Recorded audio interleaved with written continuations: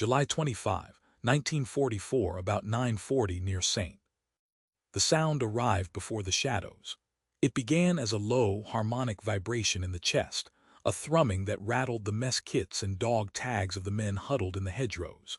Then came the drone, a mechanical insect noise amplified 1,000 times over, until finally the roar washed over the Norman countryside, drowning out the sporadic crack of German Mauser fire and the chirping of birds in the summer heat. To the men of the U.S. First Army, specifically the GIs of the 30th Infantry Division, that sound was supposed to be the hymn of salvation. They looked up, shielding their eyes against the morning glare, and saw the sky turn aluminum. The 8th Air Force had arrived. It was a sight that defied comprehension, a stream of heavy bombers, B-17 Flying Fortresses and B-24 Liberators, stretching back to the horizon. There were over 1,500 of them, a steel roof designed to collapse the world upon the German defenders just a few thousand yards to the south. For 7 weeks, the Allied invasion force had been strangled by the Bocage. The optimism of D-Day had bogged down in a claustrophobic nightmare of earthen embankments and ancient hedgerows, where gains were measured in feet and paid for in blood. The stalemate had to be broken. Lieutenant General Omar Bradley, the architect of this new offensive, codenamed Operation Cobra, had decided that if the ground could not be taken by maneuver, it would be taken by obliteration. The plan was simple in concept but terrifying in scale. Concentrate the full might of strategic air power on a narrow rectangular box, 7,000 yards wide and 2,500 yards deep, just south of the St. Loperiers Road. The objective was to pulverize the German defenses so thoroughly that the U.S. 7th Corps, under Major General J. Lawton Collins, could drive armored columns through the gap and into the open country of France. To achieve this, the heavy bombers were carrying a payload of approximately 3,300 tons of high explosives. It was to be the greatest tactical use of heavy bombers in history up to that hour. But as the first waves of aircraft opened their bay doors, the physics of war collided with the friction of the battlefield. The men on the ground, the Old Hickory Division, watched with a mix of awe and primal fear. They had marked their front lines with fluorescent panels and red smoke to guide the airmen, but the wind, capricious and cruel, was blowing from the south. It took the dust and smoke from the initial bomb bursts and drifted it backward over the American positions. To a bombardier 4 miles up, peering through a Norden bomb site obscured by haze and the dust of battle, the target line blurred. The bombs began to walk. They did not fall only on the German Panzer Lehr Division. They fell on the hedgerows occupied by the American assault troops waiting to jump off. The earth erupted.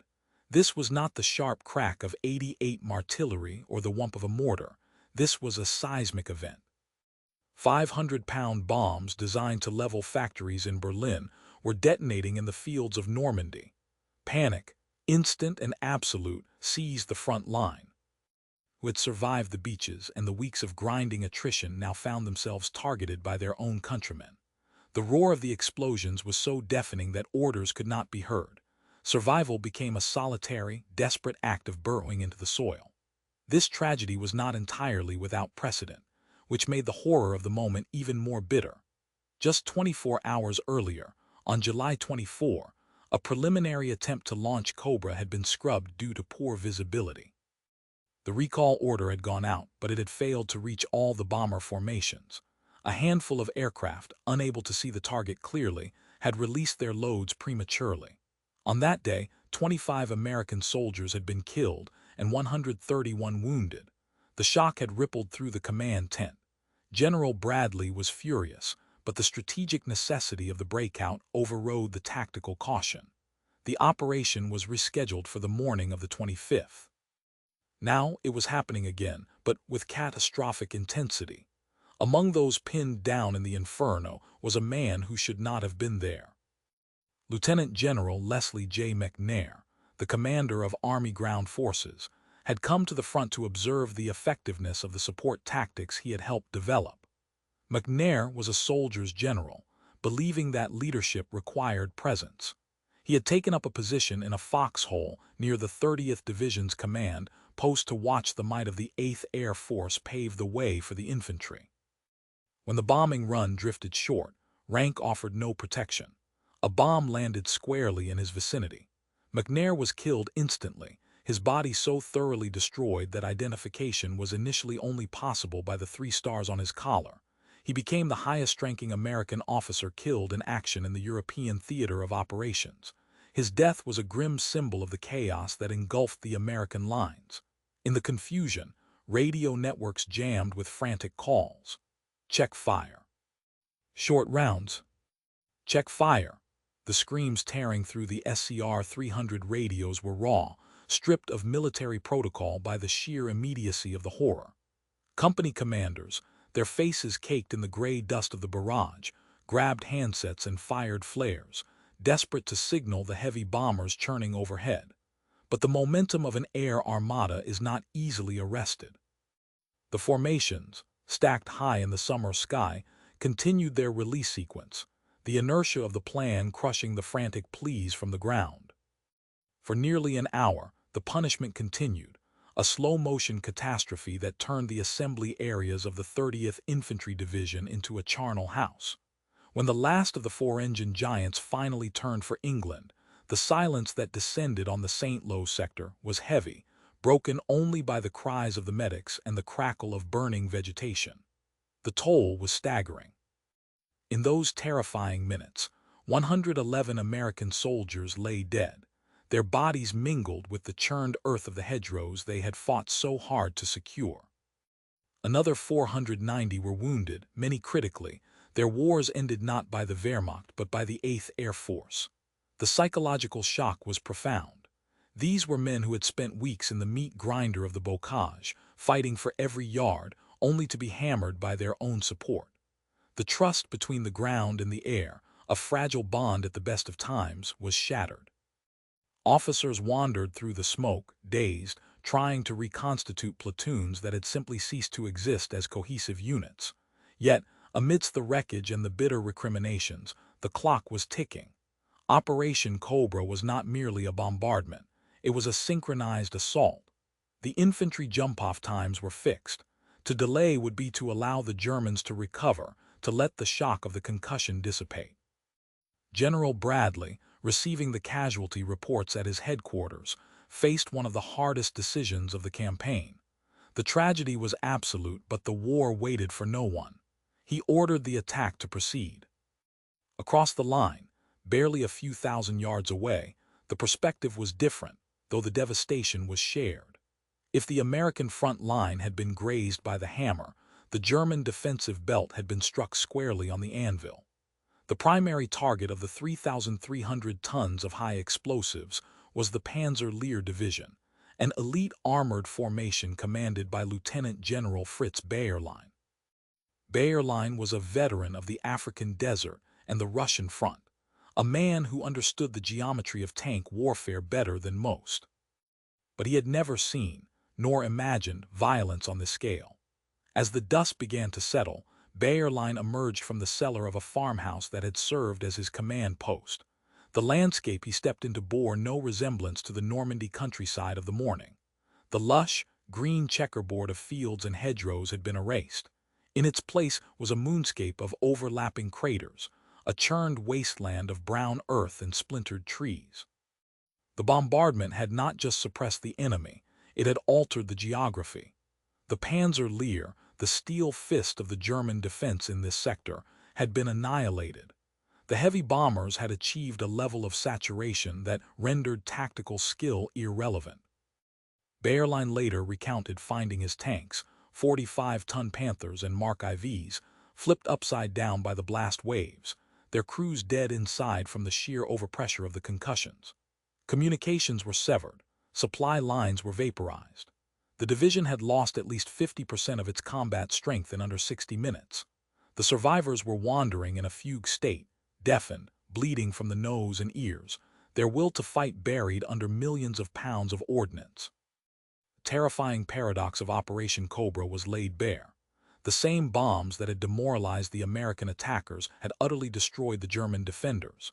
At 1100 hours, the American infantry rose from their foxholes. The 9th and 30th Infantry Divisions, shaking off the trauma of the morning, began to advance into the smoke. They expected the withered chatter of MG-42 machine guns, the lethal snap of 88 cannons that had defined the hedgerow fighting for 7 weeks. Instead, they found a ghostly silence.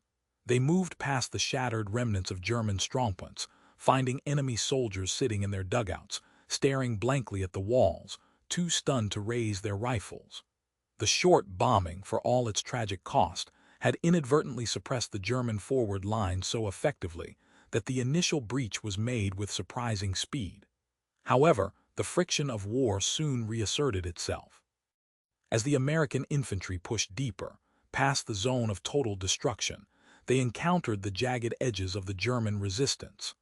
Isolated pockets of Wehrmacht troops, those who had been on the periphery of the blast zone, began to fight back with the desperation of men who have nothing left to lose.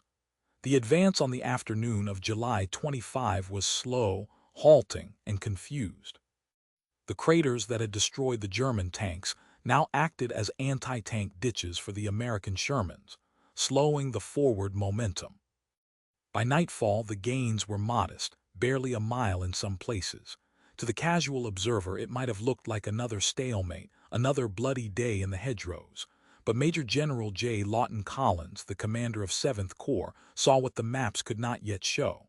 He sensed that the crust of the German defense, while still sharp, was brittle. There was no depth behind it. The Panzer Lehr had been the reserve, and it was gone. Collins, known as Lightning Joe for his aggressive nature, decided that the time for caution had passed. The plan called for the infantry to hold the shoulders of the breach while the armor passed through. On the morning of July 26, he gave the order that would break the back of the Wehrmacht in Normandy. He unleashed the heavy armor. The 2nd and 3rd Armored Divisions roared to life. These were not the tentative probes of the previous weeks. This was a sledgehammer. The columns of tanks, half-tracks, and self-propelled guns began to thread their way through the infantry positions, their engines throwing up plumes of exhaust that mixed with the lingering smoke of the bombardment. Crucially, these tanks were different. In the weeks prior, American ingenuity had solved the riddle of the Bocage. Welders had attached improvised steel prongs, culled from German beach obstacles, to the front of the Sherman tanks. These hedgerow cutters allowed the armor to plow directly through the earthen banks, burying the defenders in their own fortifications rather than exposing the tanks, thin underbellies to the lethal gaze of German anti-tank gunners. The Rhino tanks, as they were christened by the crews, changed the geometry of the battlefield in an instant. Where the hedgerows had once been walls of containment, they now became permeable membranes. The Shermans crashed through the vegetation with a violence that stunned the remaining German infantry, spraying dirt and wood chips, their machine guns blazing before the tank had even cleared the obstacle. On the morning of July 26, the engine of the breakout finally caught fire. Major General Collins, watching the reports filter into his 7th Corps headquarters, saw the opportunity he had been training for. The German line was not just bending, it was dissolving. The Panzer Lehr had been the keystone, and with it pulverized by the previous day's bombing, the structural integrity of the entire German left flank was compromised. Collins ordered the 2nd and 3rd Armored Divisions to accelerate.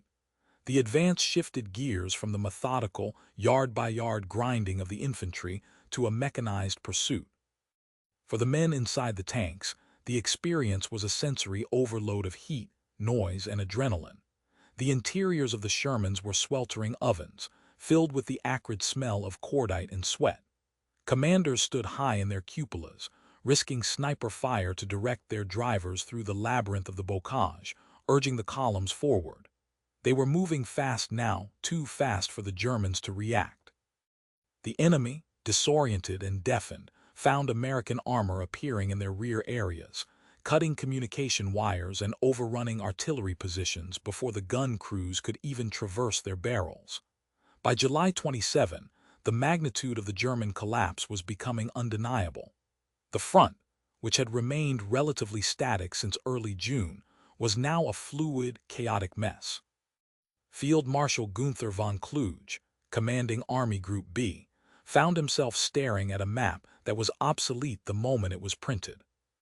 He frantically tried to plug the gap, ordering units from other sectors to rush toward St. Lo, but the Allied air superiority made movement a suicide mission. The skies, cleared of the heavy bombers, were now the domain of the tactical air forces. P-47 Thunderbolts and British Typhoons prowled the roads, pouncing on anything that moved. This was the air-land integration that General Bradley had envisioned. As the German columns attempted to retreat or reposition, they were forced onto the narrow Norman roads, where they became trapped in bumper-to-bumper traffic jams. The fighter-bombers descended like hawks. In one particularly brutal stretch near the village of Rancy, the roads became a graveyard of burning steel. The pilots, flying low enough to see the faces of the men they were strafing, decimated the fleeing columns. The wreckage of hundreds of vehicles, trucks, half-tracks, and horse-drawn wagons blocked the retreat, turning the German 7th Army's withdrawal into a rout. The numbers began to tell the story of a catastrophe for the Wehrmacht. In the span of a few days, the German forces facing the American First Army lost an estimated 100 tanks and assault guns, along with 250 other vehicles. But the equipment losses, while severe, were secondary to the collapse of cohesion. An army that loses its command and control ceases to be an army. It becomes a mob. Reports indicated that over 10,000 German soldiers had become casualties or prisoners in the initial surge of Cobra. The disciplined formations that had held the hedgerows for 7 weeks were fracturing into isolated bands of stragglers, desperate to escape the closing jaws of the American pincers. On July 28, the momentum of the breakout reached a symbolic milestone.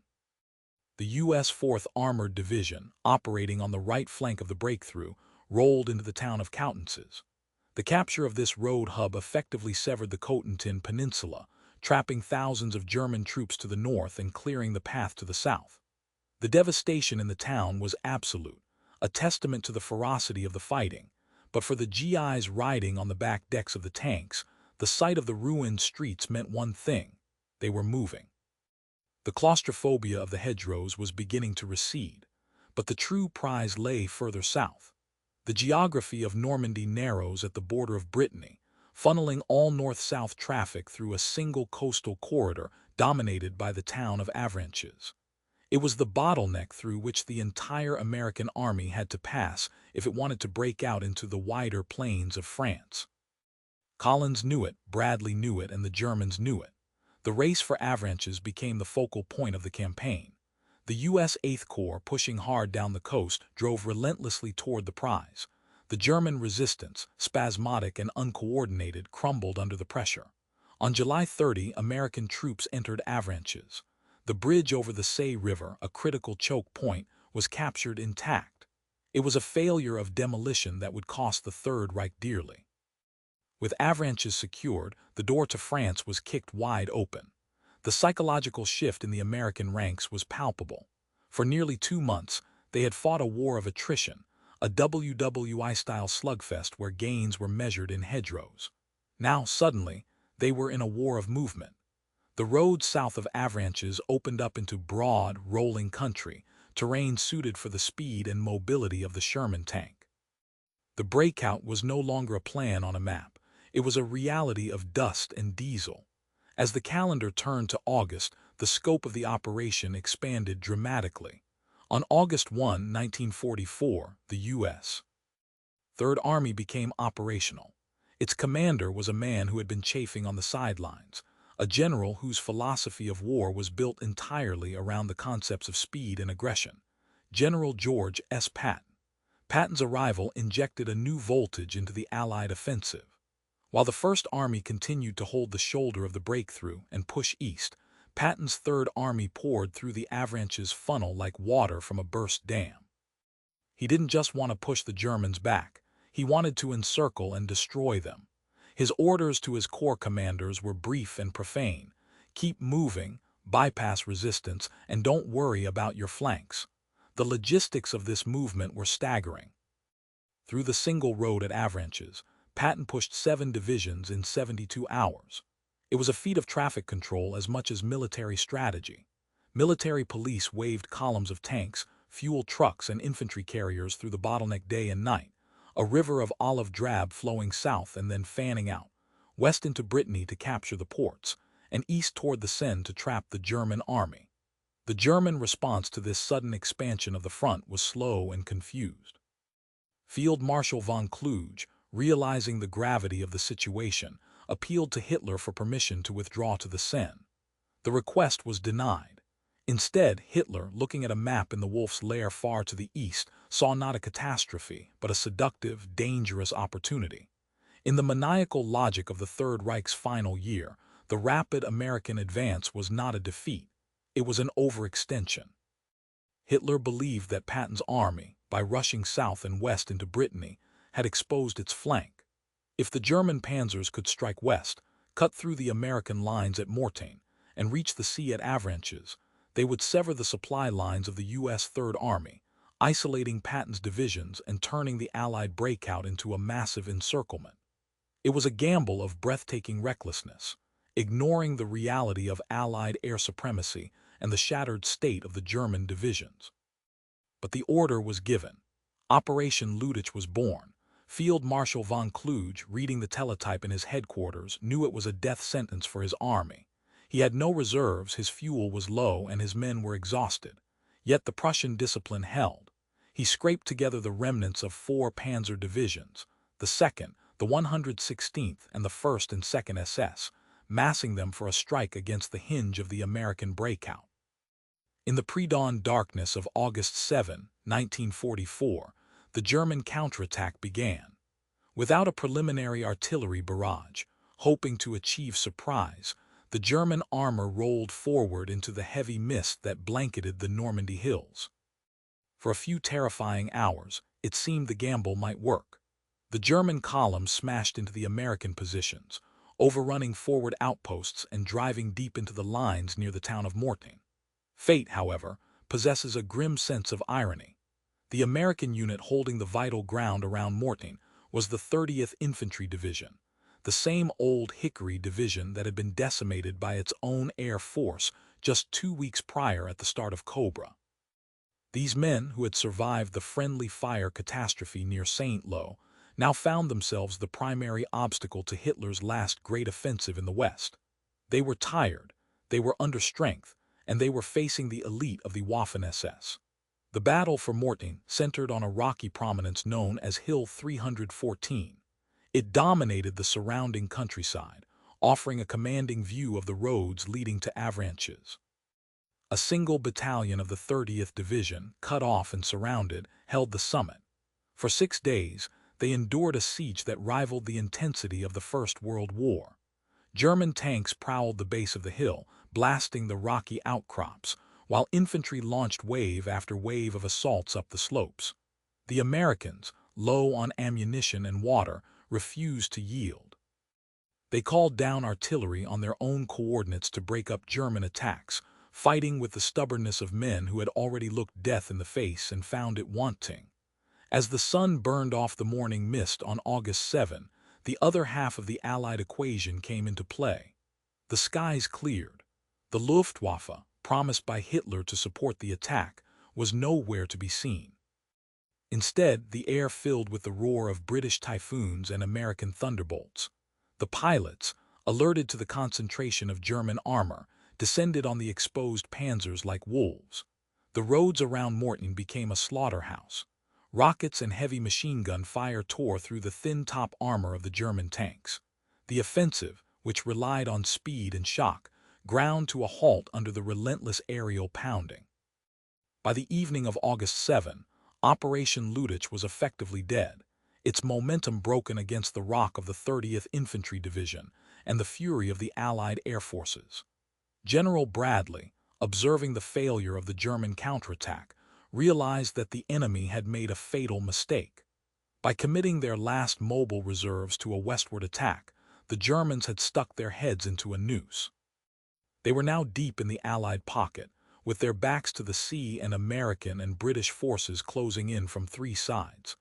Bradley, consulting with General Montgomery, saw the chance to destroy the entire German 7th Army west of the Seine. He famously remarked, "We'll hang the laundry on the Siegfried Line." The order was given to pivot. The U.S. XV Corps, initially driving east, turned north toward the town of Argenton. Simultaneously, Canadian and Polish forces under Montgomery's command drove south toward Falaise. The objective was to link up and seal the trap. The distance between the two pincers narrowed to a gap of barely 20 miles, the Falaise Gap. Inside this shrinking pocket, the German army began to disintegrate. The roads leading east, the only escape route, became choked with a chaotic mass of men, horses, and machines.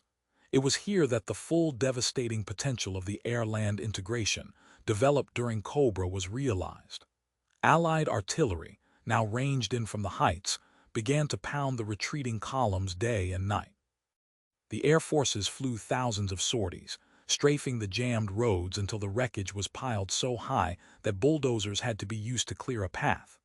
The scenes inside the Falaise pocket were apocalyptic. German soldiers, abandoning their vehicles and equipment, fled on foot through the fields and forests, harassed at every turn. The once proud panzer divisions, the conquerors of Europe, were reduced to bands of ragged fugitives. By the time the gap was finally closed on August 21, over 50,000 German soldiers had been taken prisoner, and another 10,000 lay dead in what the pilots grimly called the corridor of death. The equipment losses were staggering: hundreds of tanks, thousands of artillery pieces and trucks. The German 7th Army had ceased to exist as a fighting force. With the destruction of the enemy forces in Normandy complete, the road to Paris lay open. The liberation of the French capital, originally planned for a later phase of the campaign, became a political and military necessity as the French resistance rose up in the city. On August 25, 1944, exactly 1 month after the first bombs of Operation Cobra had fallen near Saint-Lô, the Free French 2nd Armored Division and the U.S. 4th Infantry Division entered Paris. The contrast between the sullen, cratered hellscape of the Saint-Lô breakout and the joyous hysteria of Paris was jarring. American GIs, still caked in the dust of the hedgerows and the grime of the Falaise pursuit, found themselves mobbed by weeping crowds, showered with wine and flowers. The bells of Notre Dame rang out, signaling not just the liberation of a city, but the end of the Battle of Normandy. In the span of 30 days, the strategic picture of the war had been completely rewritten. The stalemate that had plagued the Allies since June 6 was broken. The front line had moved from a few miles inland to the banks of the Seine and beyond. The cost had been high: thousands of American lives, including the tragic friendly fire casualties that had marked the operation's birth. Lieutenant General Leslie McNair, the highest-ranking casualty, lay buried in a temporary cemetery, a silent witness to the price of modern warfare. But the gamble had paid off. Operation Cobra, with its terrifying mix of brute force, error, and tactical brilliance, had cracked the fortress of Europe. The success of the operation vindicated Bradley's reliance on heavy bombers for tactical support, despite the tragic errors. It proved that in the crucible of total war, the sledgehammer could be as effective as the scalpel, provided one was willing to accept the collateral damage. The integration of heavy strategic bombers into a tactical ground offensive had been a desperate experiment, born of the stalemate in the hedgerows. While the cost in American blood from the short bombs was grievous, the operational result was undeniable. The blast waves that had killed General McNair and decimated the frontline companies of the 30th Infantry Division had also shattered the spine of the Wehrmacht in the West. It was a grim calculus, one that General Bradley and his commanders had to live with as the Allied armies finally surged out of the Bocage and into the open plains of France. Ultimately, the momentum purchased by that terrifying bombardment overwhelmed the German defenses, turning a potential catastrophe into a decisive rout. The breakout was complete, leaving the hedgerows behind as a bloody monument to the thin line between tactical error and strategic victory. If you would like more war stories from World War II, please like this video and subscribe to our channel.